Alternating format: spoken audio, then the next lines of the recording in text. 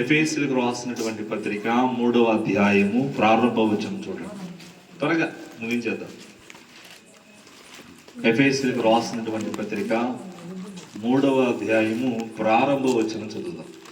త్వరగా ముగించేద్దాం. ఈ హేతువు చేత అన్యజనులైన మీ నిమిత్తం క్రీస్తు యేసు యొక్క ఖైదీనైన పౌలైన నేను ప్రార్థించుచున్నాను. చాలు నాన్న, థ్యాంక్ యూ. ఇక్కడ పౌలు గారు మనకు కనబడుతున్నాడు. ఎవరు చెప్పండి? అందరు చెప్పండి, ఎవరు? పౌలు గారు. ఇప్పుడు పౌలు గారు ఎవరికి ఖైదీ అంటే, ఖైదీలు మనం చూసాం. ఎవరిని? ఖైదీలు మనకు తెలుసు. ఖైదీలు తప్పు చేసి ఖైదీలు అవుతారు. తప్పు చేసి దొరికితే పోలీసులు తీసుకెళ్ళి ఆయన జైలు వేస్తారు. వాడు ఖైదీ, లేకపోతే దొంగ, ఖైదీ. కానీ పౌలు నోట ఒక మాట వస్తుంది, నేను క్రీస్తుకు ఖైదీని. స్తోత్రం కలుగును గాక. పౌలు ఎవరికి ఖైదీ? నేను క్రీస్తుకు ఖైదీని. ఇప్పుడు ఈయన ఏం చేస్తున్నాడంటే అన్ని జనుల కొరకు ప్రార్థన చేస్తున్నాడంట. ఎవరి కోసం? అందరు చెప్పండి, ఎవరి కోసం? అన్ని జనుల కోసం ప్రార్థన చేస్తున్నాడు. నేను క్రీస్తుకి ఖైదీని, అన్ని జనులైన వారి కోసం ప్రార్థన చేస్తున్నాడు. ఈయన చేసే ప్రార్థన 4వ అధ్యాయము 15వ వచనం తీయండి ఒకసారి. అదే 4వ అధ్యాయం 15వ వచనం. మొదటి విషయం ప్రేమ కలిగి, రెండవ విషయం సత్యము చెప్పుచు, 3 క్రీస్తు వలె ఉండుటకు. చాలు. మొదటిదేమన్నాడు? అన్యులైనా దేవుని బిడ్డలైనా వీళ్ళలో ఏముండాలంటే మొదటిది ప్రేమ కలిగి ఉండాలి. ఇప్పుడు వరకు సేవకులు ప్రేమ గురించి పాడారు, ప్రేమ గురించి చెప్పారు. అమ్మా ఒకసారి వినండి ఒక మాట. మొదట ఏముండాలి మనందరిలో? ప్రేమ. చెప్పండి, ఏముండాలి? ప్రేమ.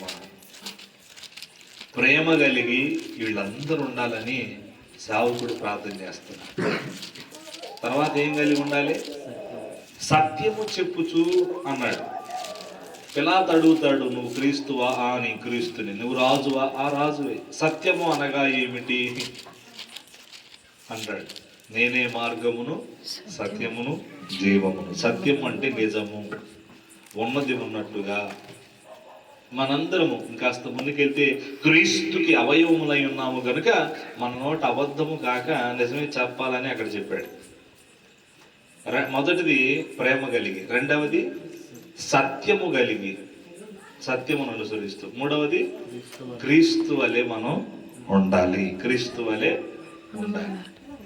అప్పుడు తర్వాత కింద చదివితే అలాగే చదువునానా, మనం అన్ని విషయాల్లో ఎదుగుతాం. నేను ఇక్కడికి వచ్చేటప్పుడు అనుకున్నా, ఈ కుటుంబం అన్ని విషయాల్లో ఎదుగును గాక. ఆమేన్. ఈ ఇంట్లో ఉన్న అక్క గాని, వాళ్ళ పిల్లలు గాని, వీళ్ళంతా అన్ని విషయాల్లో ఎదగాలి.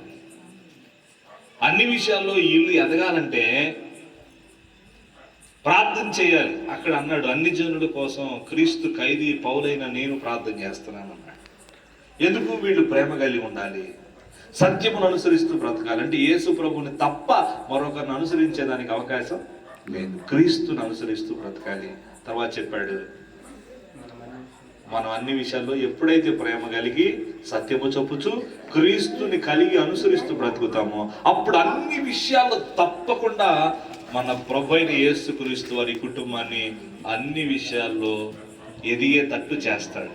ఆమేన్ చెప్పండి గట్టిగా. హల్లెలూయా. ఈ కుటుంబం అన్ని విషయాలు ఎదగాలి. అక్క ఆత్మీయంగా, ఆర్థికంగా, ఆరోగ్యపరంగా. దీన్ని ఇంగ్లీష్లో చెప్పాలంటే ఫిజికల్గా, స్పిరిచువల్గా, ఫైనాన్షియల్గా, ఆరోగ్యపరంగా, ఆర్థికంగా, ఆత్మీయంగా అన్ని విషయాల్లో ఎదగాలి. ఆమేన్.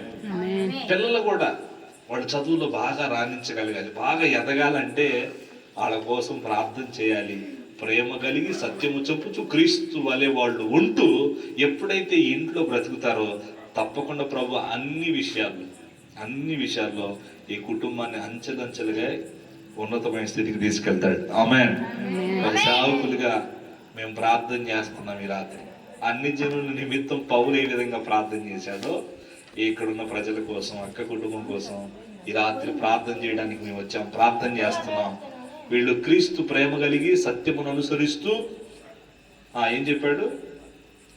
క్రీస్తు ప్రేమ కలిగి సత్యమును అనుసరిస్తూ క్రీస్తు వలె ఉండుటకు ఎప్పుడైతే వాళ్ళు నిర్ణయం చేసుకుంటారో తప్పకుండా అన్ని విషయాలు ఈ కుటుంబాన్ని ప్రభు అత్యధికంగా హెచ్చించును గాక. ఆమేన్.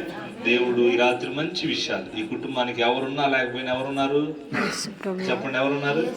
యేసు ప్రభులు వారు ఉన్నారు. సేవకులు చెప్పినట్లుగా నిజమే, మన జీవితంలో మనతో ఎవరున్నా లేకపోయినా మనతో ప్రభు అయిన యేసుక్రీస్తు వారు తప్పక మనతోనే ఉంటారు.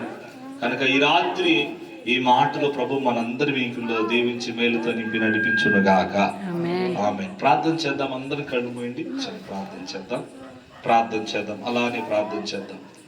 మహాపరిశుద్ధుడు అయిన మా తండ్రి, ప్రేమ కలిగిన యేసయ్యా నీకు వందనాలు. మీ సేవకులు పెట్టి మంచి విషయాలు మీరు మాట్లాడినందుకు వందనాలయ్యా. ఎవరున్నా లేకపోయినా మా జీవితంలో అన్నీ మీరే ఉండి నిన్ను సృష్టించిన వాడు నీకు భర్త అయి ఉన్నాడు. భర్తనగా బాధ్యతలు భరించేవాడు. నిజమే ప్రభువా, వెంకటేశ్వరులను ఈ కుటుంబాన్ని నుండి మీరు వేరు చేసినప్పటికీ ఈ కుటుంబంలో తండ్రి పాత్ర, భర్త పాత్ర వహిస్తూ అక్కను, బిడ్డలను, కుటుంబాన్ని మీరు నెట్టుకుంటూ ఎన్నో అనారోగ్య పరిస్థితులు, ఎన్నో ఆర్థికపరమైన ఒత్తిళ్ల మధ్య కుటుంబం ఉంటా ఉంది.